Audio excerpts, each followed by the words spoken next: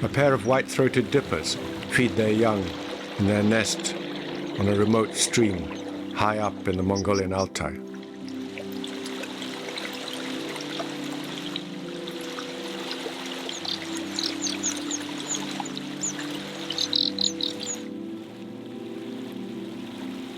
A few months after recording that, I was already making plans to return the following summer to make the fourth film in my series on the dippers of the Altai.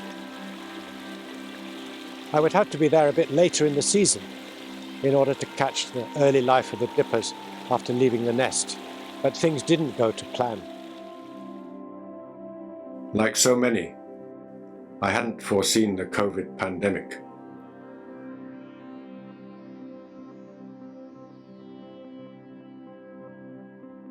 So in 2020 and 2021, I stayed at home in England. White-throated dippers are common in the UK, so I could film them here. But the Altai dippers behave very differently, and I wanted to learn more. So in June 2022, after COVID travel restrictions had been lifted, I set off again for Mongolia.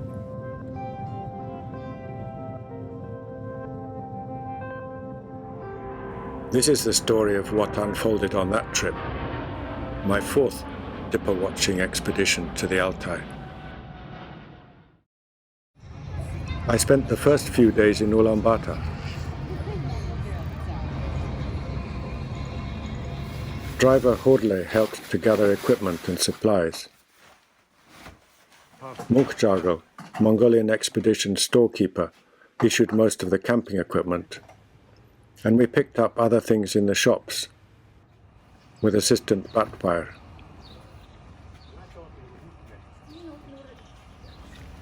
Soon we were on our way to the first of our dipper sites in the Altai.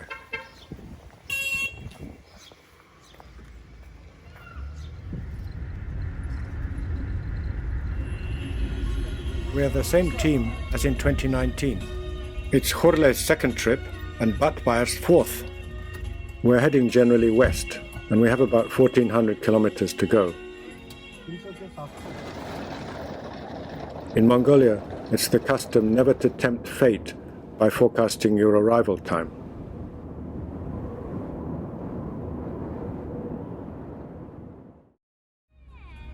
We've done 650 kilometers now, so we're almost halfway.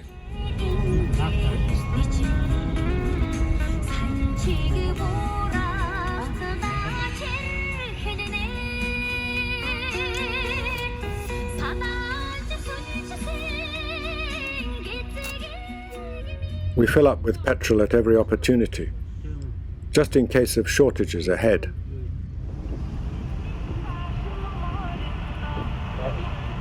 New stretches of road have been opened since I was last here, and despite the occasional hold-up, we're making good progress. Horle is very considerate of other road users. Apart from sheep and goats, the road has been pretty empty. This is the first significant traffic we've seen all day.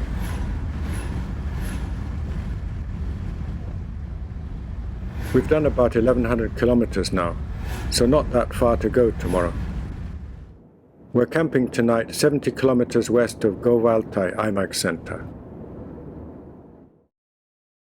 Today we'll head to Darivsum in Hovd-Imag, past the Khoshot coal mine, and south via Etzeg Center to the Myangan-Orgulsat National Park, specifically to the Hyakt River, where we filmed dippers feeding young in the nest in 2019. What we hope to see this year is the young out on the river. Horle has changed his vehicle since the last time I was here, and his Russian-made fourgon van is going very well. All the way down here from Etzeg, we haven't seen any water in the river. Only just in the last kilometre or so there's been some stretches with water, but other stretches are still dry. It must be tough for the herdsmen around here. I wonder what we're going to find on the yacht. This is looking good. Lots of water. The water's clear, and there are plenty of dipper droppings on the rocks.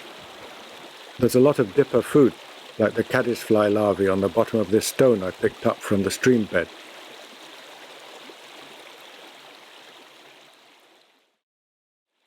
We set up camp yesterday, soon after we arrived. In the afternoon we searched upstream, but we found no dippers. And then in the evening we went downstream.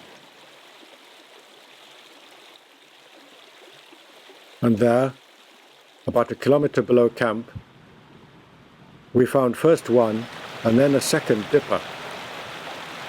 A pair, one of them with darker plumage than the other. They obviously had a nest, and we found it very quickly. Both parents are feeding the young. A lot of caddisfly larvae and some aerial insects too.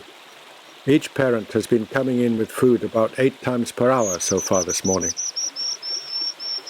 You can hear the chicks calling each time one of them approaches the nest. It takes the parents only 1/6 of a second to hand over the food.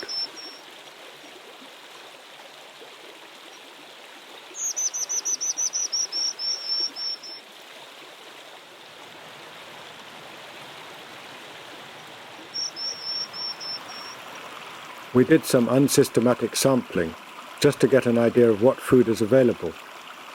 Insect nymphs and larvae, particularly cased caddisfly larvae, are really abundant right here by the nest. The parents also pick up the chicks' droppings, and usually take them to a particular rock in the center of the stream. By removing the droppings, dippers can make the nest less visible to predators. But this nest is on a sloping rock face, so traces of droppings are quite visible despite the efforts of the parents.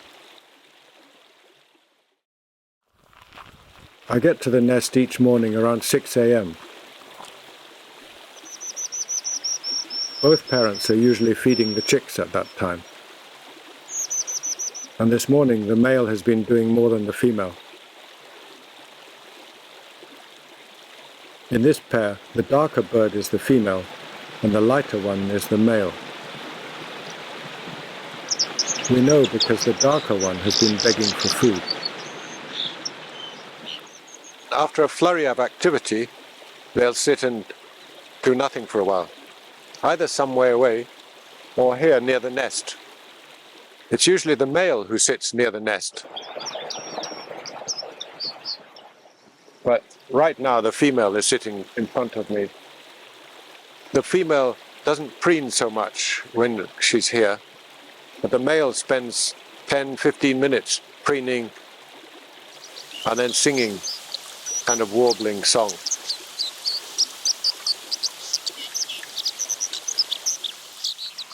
Once he stood singing for 5 minutes right outside the nest. He may be passing on specific song patterns to his chicks. We walked 7 kilometers upstream looking for more dippers, but we found none, and no recent sign either. Then in the evening, we saw Siberian ibex on the hill above camp. Well,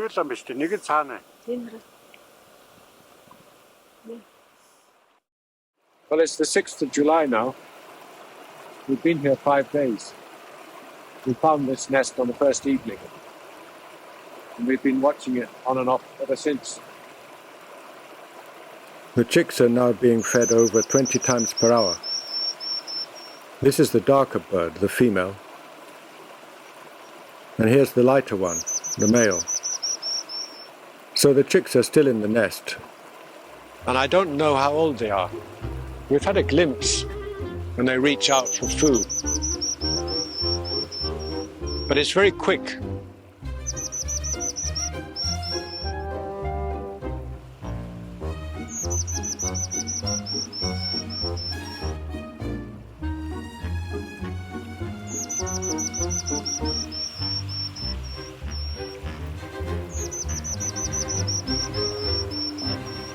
Dipper chicks stay a long time in the nest, around 23 days. We don't want to spend the whole trip watching chicks being fed in the nest.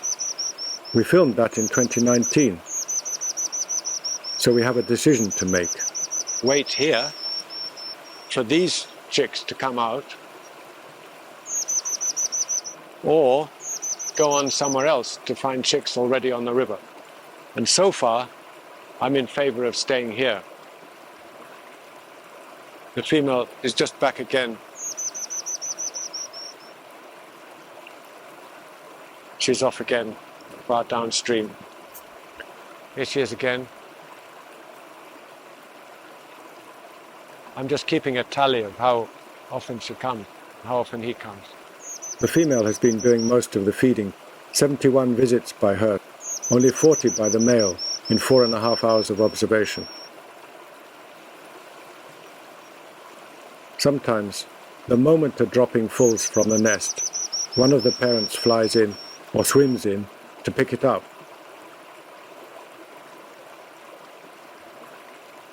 Once the female even fished a dropping out of the water. Overall, the adults are removing 3 or 4 droppings per hour, but they often let droppings accumulate under the nest for a while, and then have a blitz. Earlier this morning, they took away 5 in 5 minutes, and then 12 in 30 minutes. The female is taking away twice as many as the male. Here's the female with food. Back to the normal rock, and then a local dive. And the male too. They often dive for food right here opposite the nest.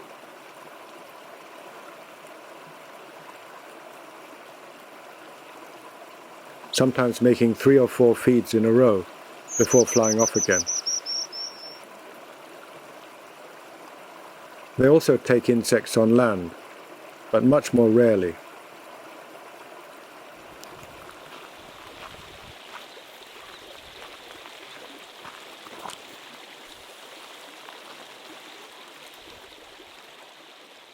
Just before going to sleep, just going through and tallying things.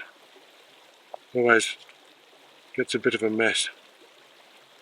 One can't read what one's written in a hurry. The young ones are still in the nest. They're getting bigger and bigger. They almost look like they're falling out of the front of the nest with their beaks pointing down towards the water, almost as if they're overbalanced one day. Hurle has joined me, and also Usukbar, who is here with his family. They have set up a couple of gears just downstream. His father, Jamyan Nedag, came over to see us earlier. They are collecting meadow cranespill leaves for marketing as a herbal tea. Usukbar is very interested in what we are doing. He's never seen a dipper nest before. Yes,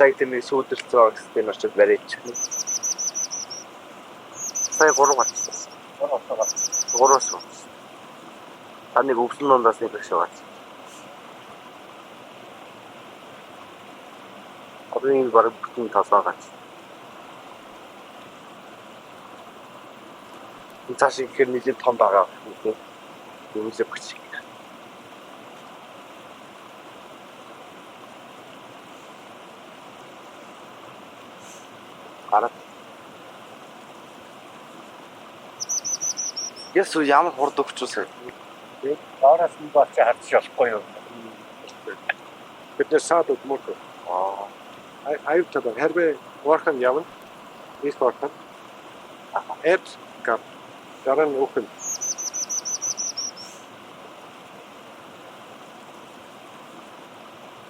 As with all wildlife watching, there are long periods when nothing much happens, and then suddenly there's a burst of activity.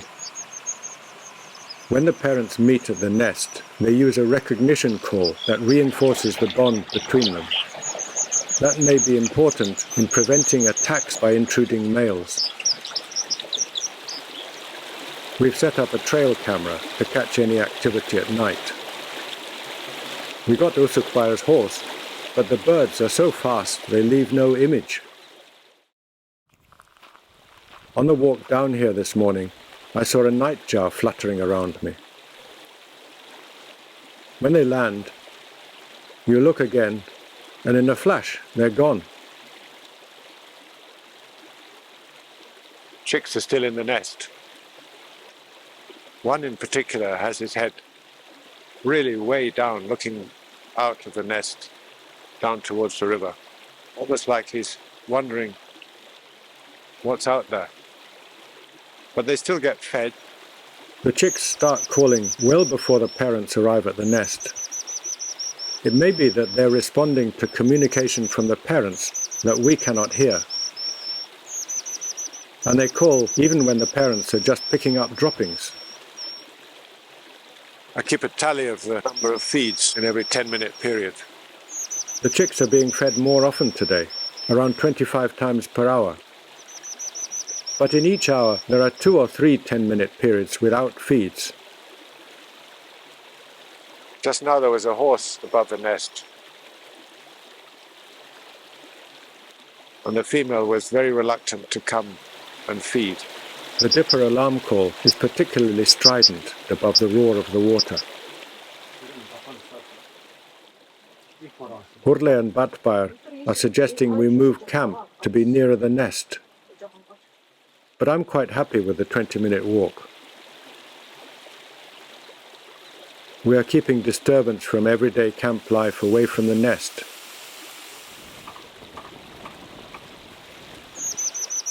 And it really can't be that long now before the chicks are out of the nest anyway.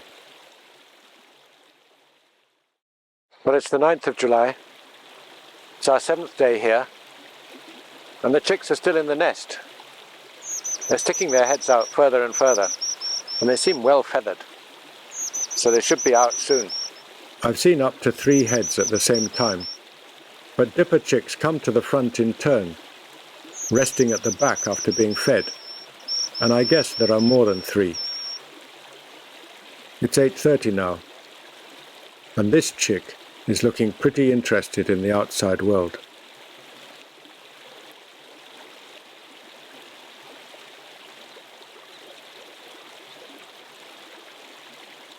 Here he comes.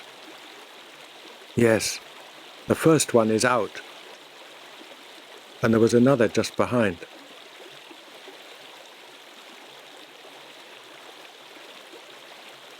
He already seems to be almost bobbing. The dipping of the dipper.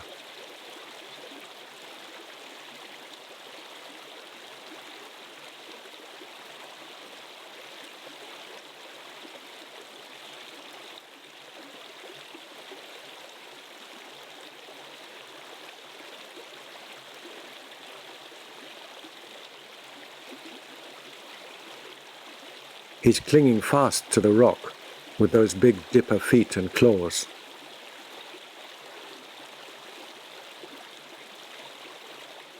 That's amazing. The female is just upstream, but not really taking any notice. And the young one's going slightly, almost slipping down the slope now, pecking a little bit at the rock.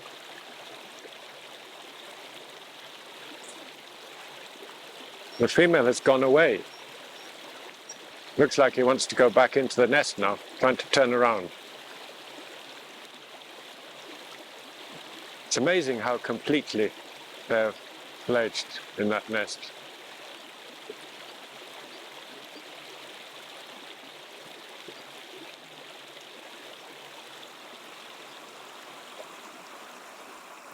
Managed to fly straight across. Young dippers can both fly and swim strongly when they leave the nest at the normal age.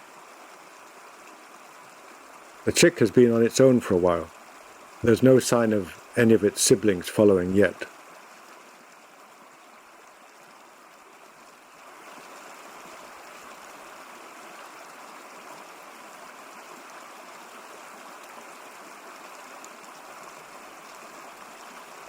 It's now 20 minutes since it emerged. Here's the female, back with food.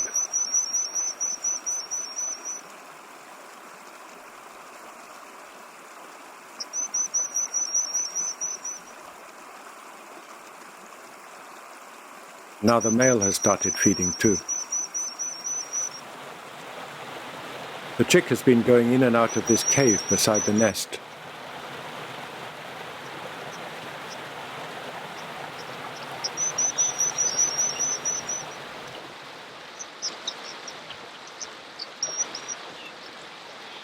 This is really odd.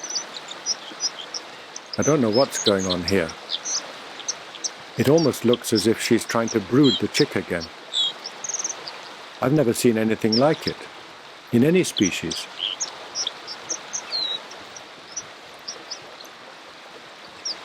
She's singing constantly. In Europe, female dippers rarely sing after incubation starts, so it's interesting to see her singing so much here.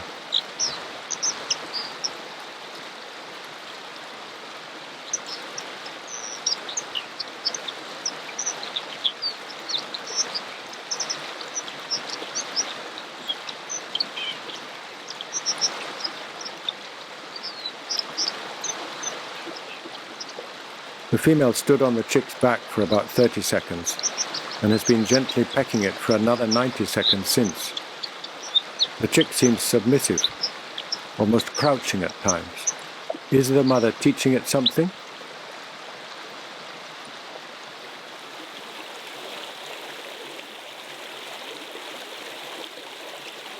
Otkenbair, Usukbair's brother-in-law, arrived back from collecting meadow cranesbill leaves just now, and has joined me at the nest. Another chick seems ready to leave.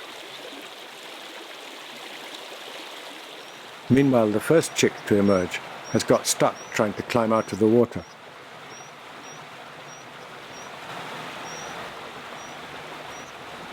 The female has fed this chick 40 times since it left the nest, and during those 6 hours, she's fed the chicks in the nest 80 times.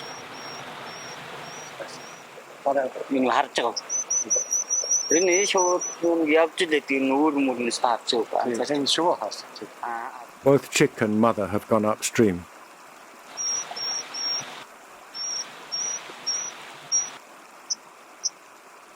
Budbeier is helping to keep track of the chick's movements.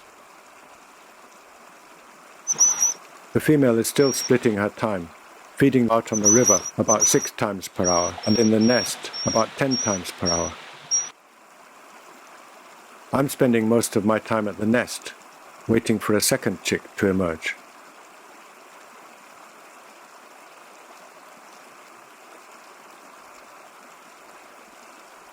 The first chick has just come back to that cave beside the nest.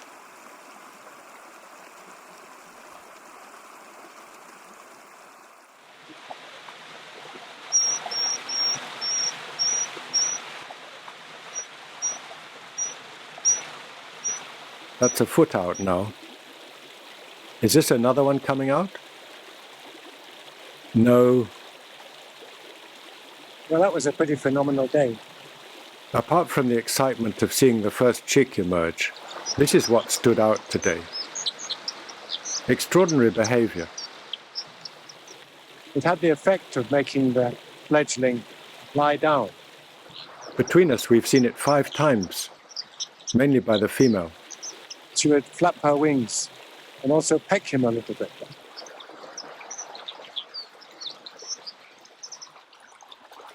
It happened just after feeding, and she sang each time throughout.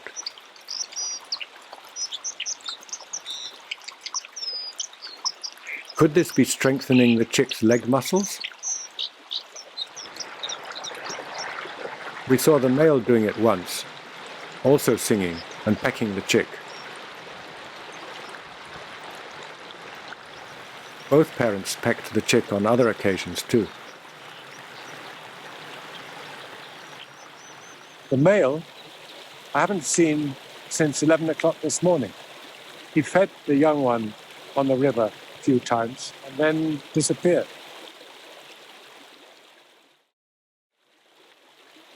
Another chick has just come out of the nest, and he's going gingerly down the slope, just like yesterday's chick.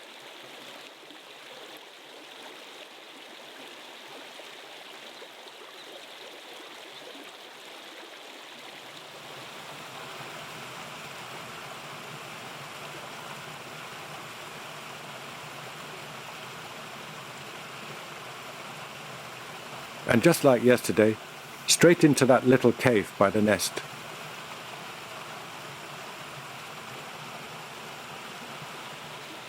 He's heading downstream now. I'm going to follow him for a bit.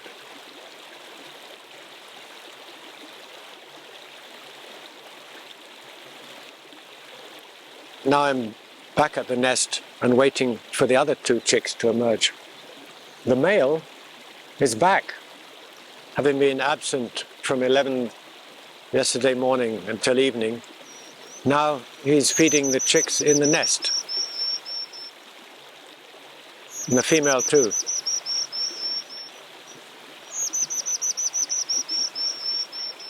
And they're still taking the droppings away.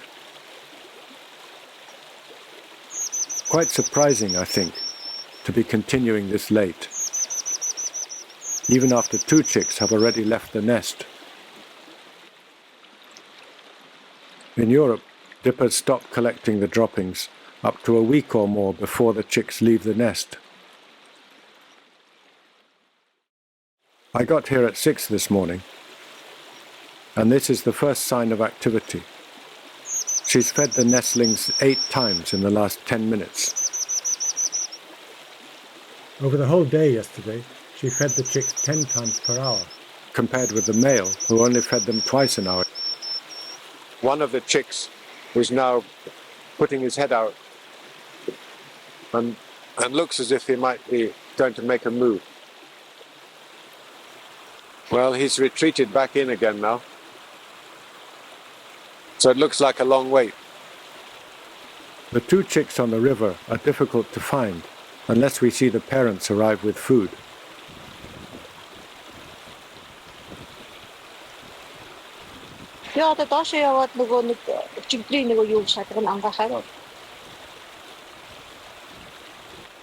Mudbuyer had spotted them under the bank, 2 different places, without the help of the parents. Waiting near the chicks, we eventually see one of the parents, mainly the female so far. The chicks come out of their hiding places and beg frantically for food as soon as they hear or see one of the parents coming. Otkenbayer's daughter was very excited to see a chick being fed just below her gare, about 300 meters downstream of the nest. Apart from a little wander down to look at one of the fledglings that left in the last 2 days, I've been here watching the nest in the hope of seeing the next fledglings leave. But they don't look as if they're going to leave today. They've been fed a lot. The female has fed them 120 times in just under 9 hours of observation. The male in that time has fed them 5 times.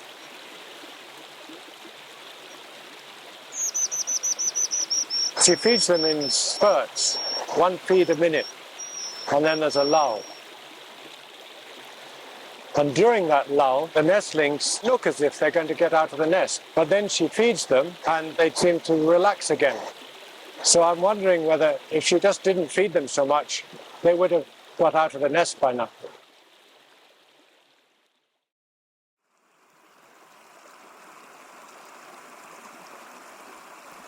Well, I didn't have long to wait.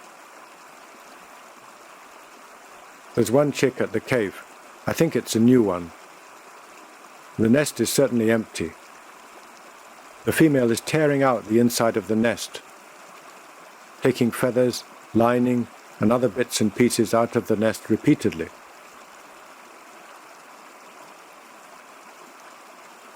Then flying or swimming across to the normal landing rock and disposing of them in the water. So all the remaining chicks must have left the nest, I guess earlier this morning. This is the 4th day since the first chick emerged. I had expected them to come out closer together. The chick has come out of the cave and is trying in vain to get mother's attention.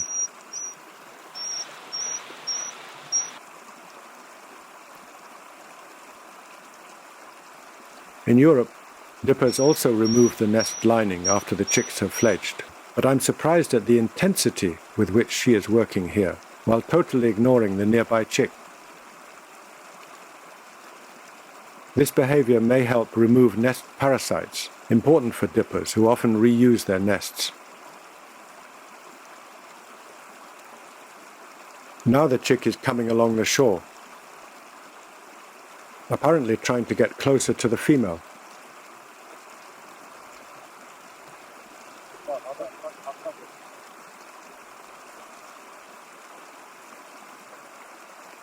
He's doing pretty well swimming across the stream.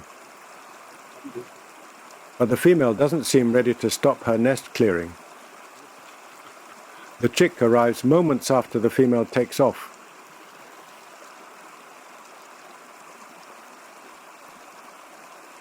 And then again, she shuns the chick.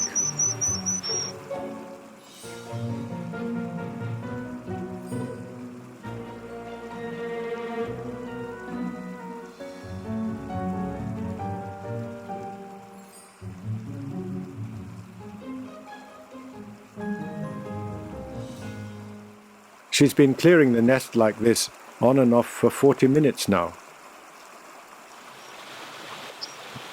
with the same single-mindedness as earlier.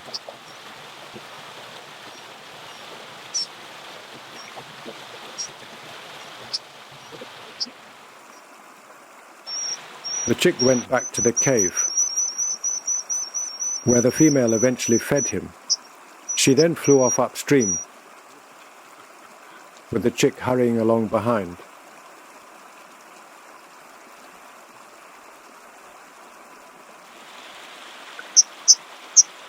Since then, she's been feeding that third chick constantly.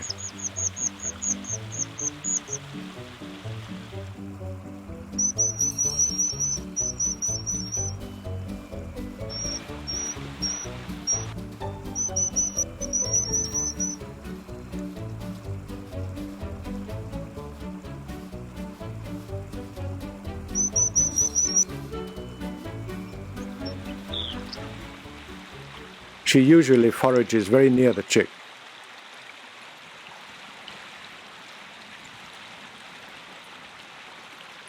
The chicks are getting more and more agile, but they still almost fall in from time to time, particularly when it's windy.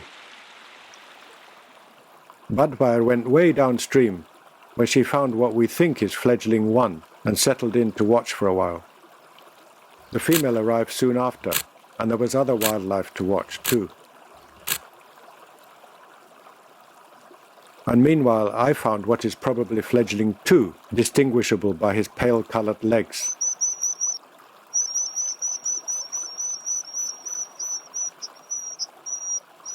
He emerged from the grass a little way away from the river as soon as the male arrived nearby.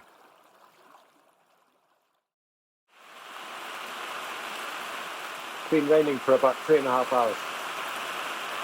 It's the first time we've had heavy rain, so we've been lucky. But now it's really pouring down. The morning was fine. We found both the male and the female feeding their chicks, spotted 4 of them. The chicks are often in pairs now. We think there are 4 chicks in all. Clutch size in dippers ranges from 3 to 6. But is most often 4 or 5.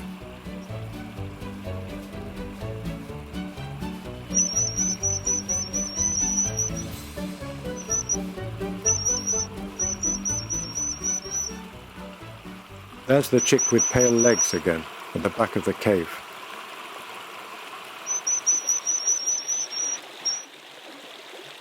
When there's a pair, the female has been sharing out the food more or less equally.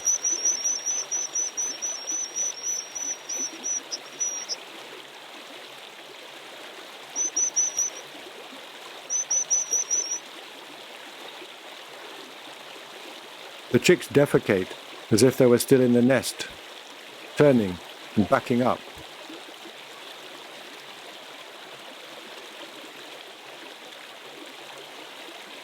we saw the female again cleaning her nest out.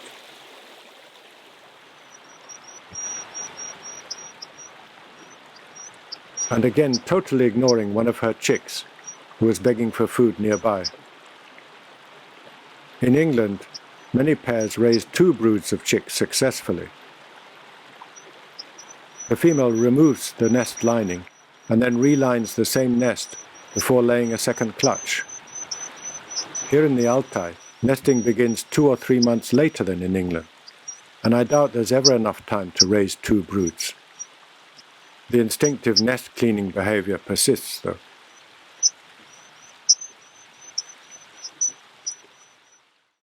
It's about 6:30 p.m. now on the 14th of July. The chicks are still all surviving. They're being fed by the parents in various combinations.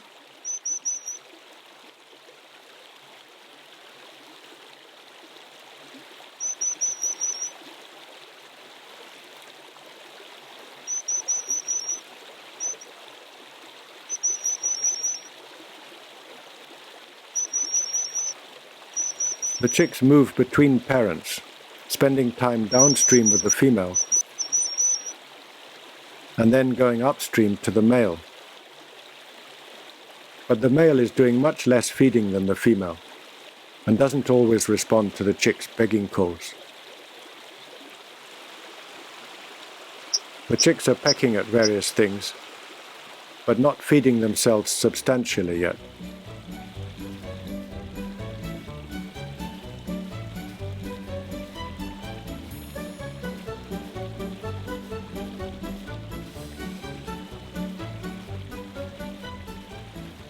Occasionally they find a morsel worth eating. But this is really a learning and practice phase.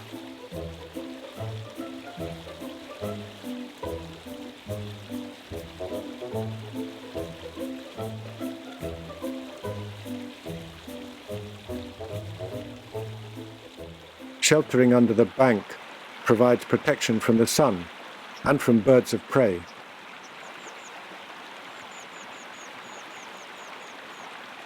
Dippers are the only birds with white feathered eyelids, and conspicuous blinking is believed to form part of their communication and displays.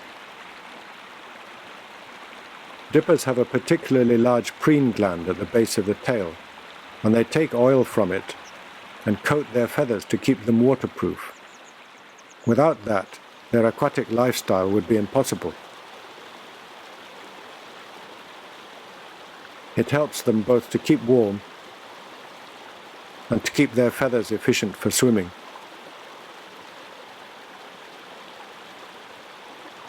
From time to time, 1 or 2 chicks have sheltered overnight in the little cave by the nest.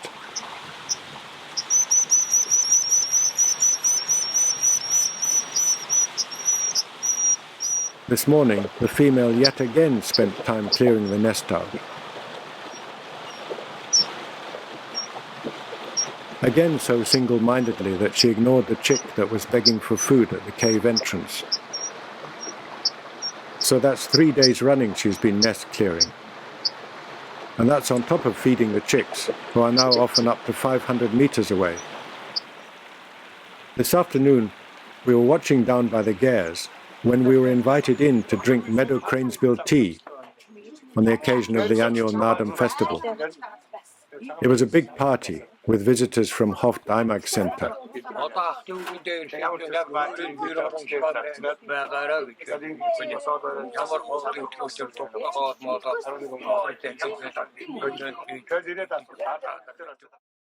"17th of July today, and we've decided to leave tomorrow, back to Ulaanbaatar."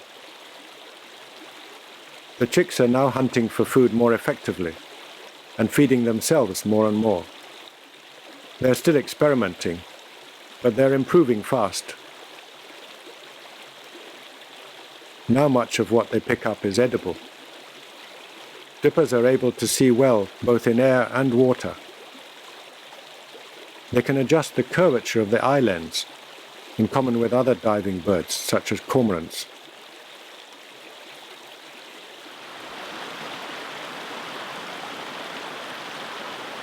They use their long toes and claws to cling to rocks both above and below water, and in swimming too. Litter, like this glass, is rare here, nothing like we find on English rivers. Even so, one chick almost got snagged by a piece of wire. The chicks are moving around much more and generally extending their range upstream. We've seen them up to 800 meters from the nest.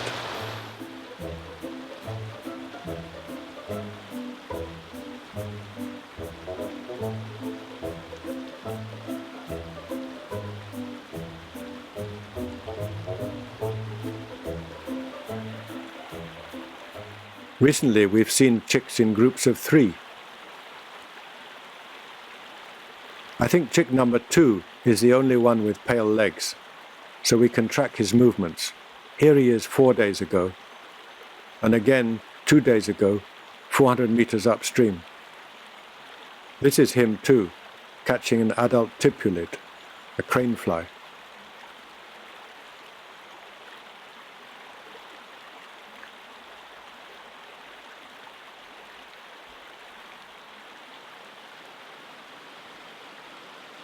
This chick, I think either 5 or 6 days after emergence, rather nervously went after a cranefly larva.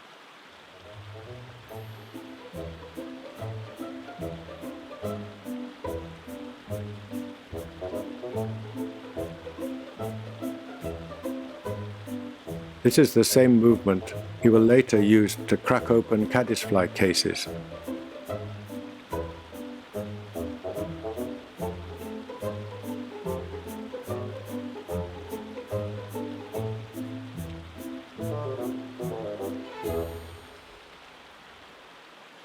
They're still being fed by the parents. Particularly by the female, who's been working very hard.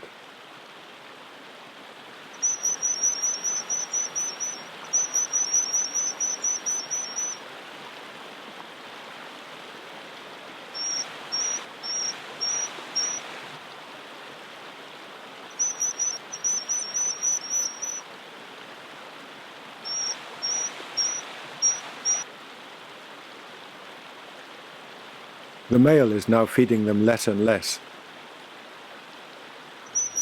He still feeds them from time to time, but mostly he ignores them.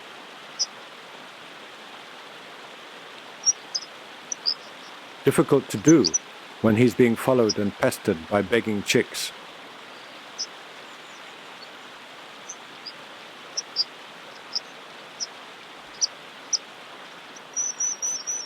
Sometimes he starts to feed himself. And the chick starts feeding too. It's almost a lesson.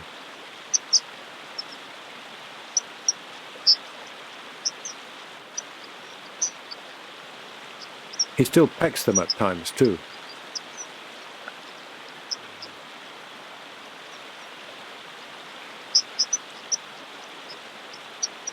But the chicks still follow him around, despite being fed very little.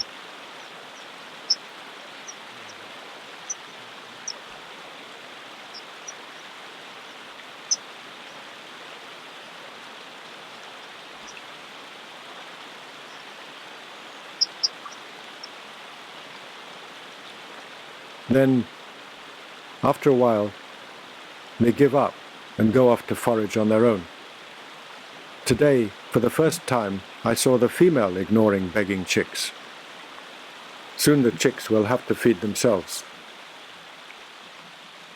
The female and the male have almost divided the territory into upper and lower, with the male mainly in the upper part and never in the lower part, and the female mainly in the lower part and extending a bit into the upper part. We had never seen any of them, male or female or fledglings, up at our camp.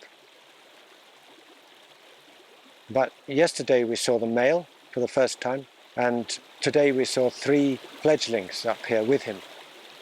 They're flying pretty strongly now. He's investigating our camp refrigerator there.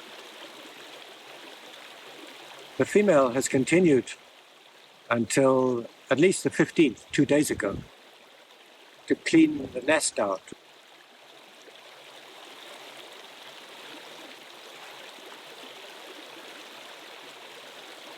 And we are still seeing this really puzzling behavior, the adult climbing on the back of the chick. The pattern is the same as we saw with the first chick.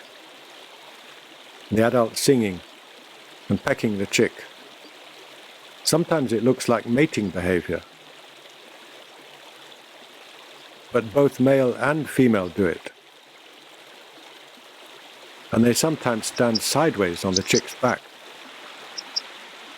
It must be pretty common, at least in this pair. We've seen it 2 or 3 times daily, recently almost always by the female. Even one of the chicks attempted something like it. We discussed it over an extended tea this morning. Тэгэхээр доошо бие хамгаалаарэ гэж маш ээж нь айгүйх юу ээж магадгүй л дээ. Цуслэг. Ой тийм хаална. Нөгөө нэг тойрог тийм зураг авч яхад энийг өөр чи 2 3 атсан гэж эргэлдээд гараагүй байх. Ингээд лисмэт яваад орж ирээд. We continued over tea to talk about what we have seen. Аав ээж нэгэ дулаан газар байж. Энэ бол одоо ингээд намар гэл хүүтрээл өвөл боллоо гэл бүр хүүтэн болчин. Тэрнээс өмнө бол юугаа яах. Тоол ундаа бүх юмаа сурцсан байх хэвээр. Хүүхдэн баалаа гэд хэдрөөсөө баас хийсэн тэр дор нь ингээд сангасан. Тэр дор нь ингээд цэвэрлээл. Тэгээ хошуугаа угаагаад ер нь бол их ажилласаг цэвэрч. Ганцаархнаа бол амжихгүй хэцүү. Хоёулаа хоод зөөж хоёулаа ингээд хамтаа яжээж тэр дүүнийг гэсэн дөрүлэнгийн юм яах вэ? Тэгээд хажуугаар нь заримдаа ингээд өнгөтэй манга портой явж суг байсан. Эхний өдөр яг одоо богн зайд яваад исэн л. Тэгээ богнох нь ерөөс 10 20-30 метрийн зайд гэл нисэг. Одоо бүр ингээ нэг 7 хоногийн дараа чинь бүр ингээ километрийн зайд явж байгаа юм чинь. Тэгээ ер нь бол бас дээд доотлолт нь бол нэг доотлын ээж нь аваад дээдлэн аав нь аваад ч юм уу те. Ингээ хязгаарлалтанд бол аав ээж нь бол. We talked also about dippers as indicators of healthy rivers. Энэ бол харзлай байгаа болд бол санаа зовхгүй суухад бол болох юм байна. Тэгээд нутгийн хүмүүс байртай байх хэрэг хэрвээ харзлай байна. Гол нь энэ нутгийн ийм залуу хүүхдүүдэд айгүй танин мэдүүлэх хэрэгтэй байхгүй. Яг ингээд сонирхоод ингээд судлаад хүмүүс анхаарлаа хандуулаад эхлэхээр болоод шалгуулах. Өнөөдөр л их жишээ нь доороос ингээд хөөгөө зураг аваад ирэхэд юу өглөөний цай битгээл баг өдөр донд хүртэл ингээд хөөгөл хүрээд ирж байгаа. Сонирхолтой байгаа байхгүй тий. Нөгөө тэнтэйгөө хөөцөлгээд. Цаг бол айгүй яг ерөнхийдөө яг янгууд цаг айгүй хурдан өнгөтэй. Голын чимээ хажууд амдарч байна. Унтахад бараг голын чимээ голын дуу бараг дасчих шиг байна даа. Тий. Би бол дуртай. Дуртай. Тий голын чимээ. Би дуртай. Хамгийн сүүл цай өнөөдөр 3 харц дэгдээхэйн майхны энд ирээ гаргаж өгөх болчихсон шүү дээ. Тий. Бүр манай майхны энд ирж ирсэн шүү дээ. Careful checking of the video clips shows there were 5 chicks in all.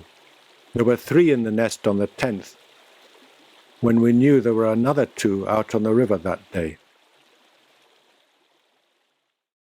So after 15 days here, it's time to go.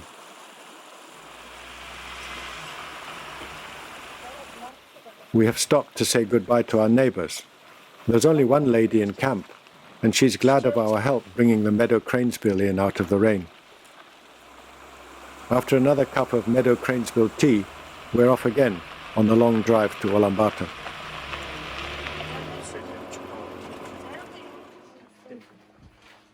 We resupplied at the first shop we found, and we have mobile reception. There's a lot of holiday traffic on the road. People really like getting out of the city, and some of the popular overnight spots get pretty crowded.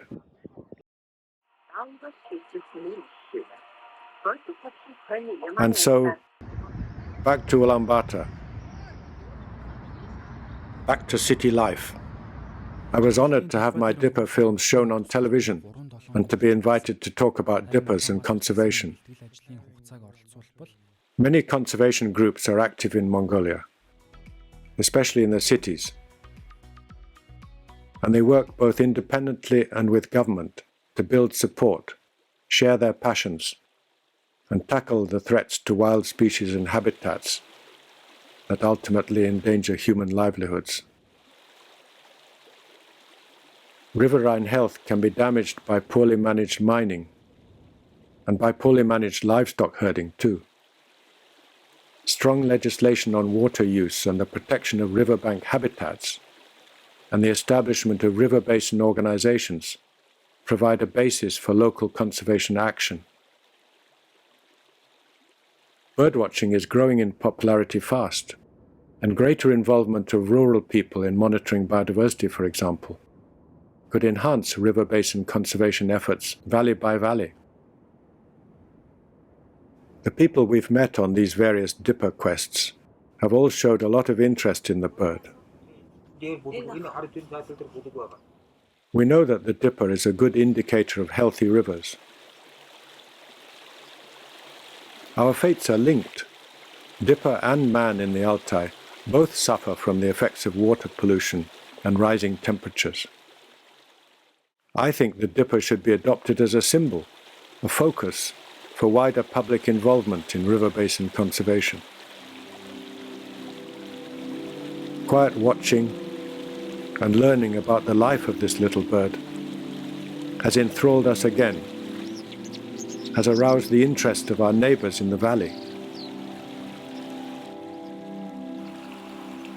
and has drawn attention to the importance of the dipper and its insect prey as indicators of water quality.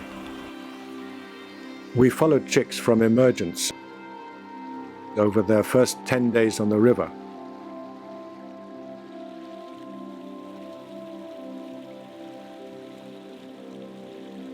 From full dependence on the parents